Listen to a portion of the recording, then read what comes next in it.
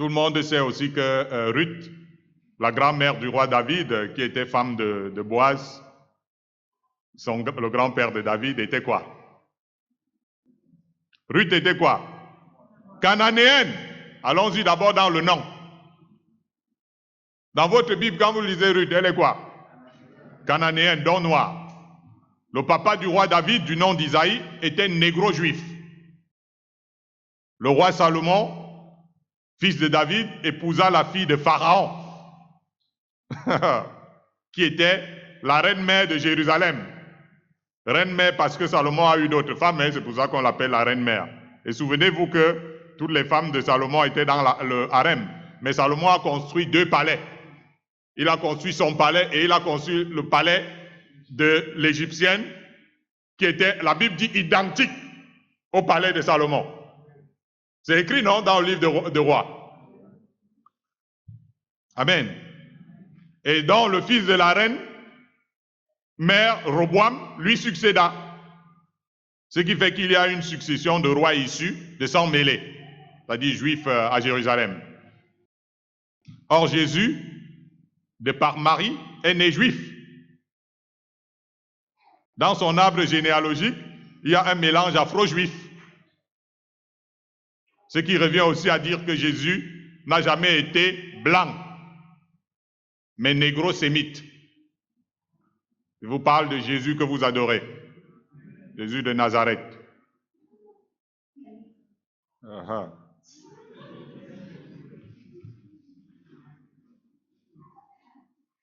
Vous voyez, notre but, c'est pas d'essayer d'être, c'est pas moi, ou de vouloir jouer aux connaisseurs ou ceci, etc. Nous sommes dans la simplicité.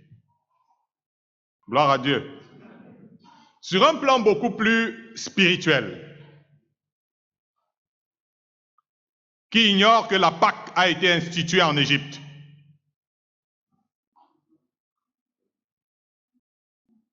Tandis que les Hébreux étaient encore en esclavage. L'agneau pascal a été immolé pour la première fois en Égypte. Or, l'agneau pascal en Égypte symbolisait futur le Christ, qui devait être sacrifié pour le salut du monde.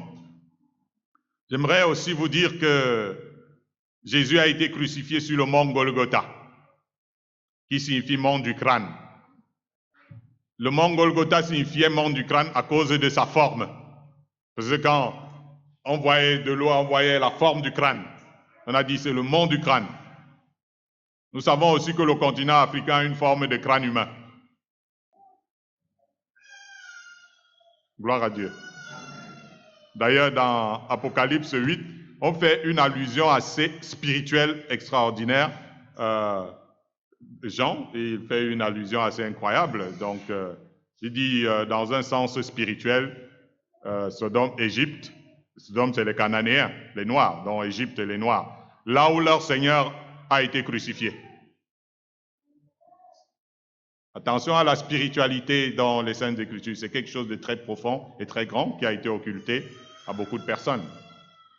Jésus a été crucifié en Israël, mais sur un plan spirituel, il y a un lien avec l'Afrique dans la crucifixion du Christ. C'est bien écrit dans Apocalypse. Vous savez, les gens de Sodome, c'est les Cananéens, les Noirs. Égypte, c'est les Noirs. Pourquoi est-ce que Dieu choisit d'établir que c'est là où il a été crucifié?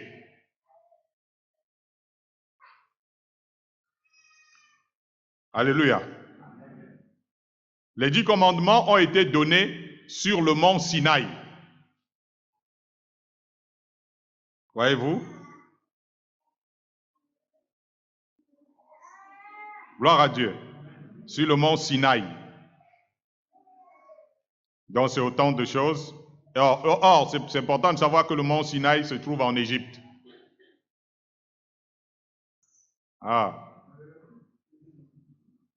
Le mont Sinaï se trouve en Égypte. C'est un pic dans la masse rocheuse que compose presque entièrement la péninsule triangulaire du Sinaï. Voyez-vous, le triangle pyramidale d'Égypte, péninsule du Sinaï, lieu choisi par Dieu pour donner les 10 commandements et les lois lévitiques à Moïse. Gloire à Dieu. J'aimerais que nous voyions aussi ce passage.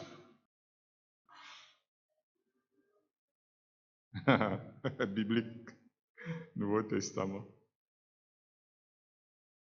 Tout le monde sait que lorsqu'on voulait tuer l'enfant Jésus à sa naissance en Israël, Dieu demanda à Joseph, époux de Marie, de venir séjourner avec l'enfant Jésus en terre africaine.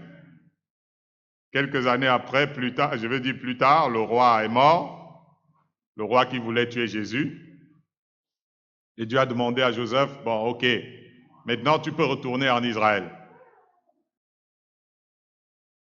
C'est dire que l'enfant Jésus a passé les premiers temps de sa vie terrestre où?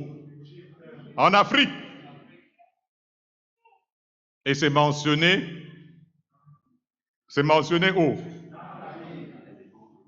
Et c'est dit que cela avait été prédit par Dieu. Donc ce n'est pas un coup de hasard, les choses ne se passaient pas par hasard. Dieu avait prévu, annoncé depuis l'Ancien Testament, Jésus va venir naître à Bethléem, après il ira en Afrique, après il reviendra en Israël.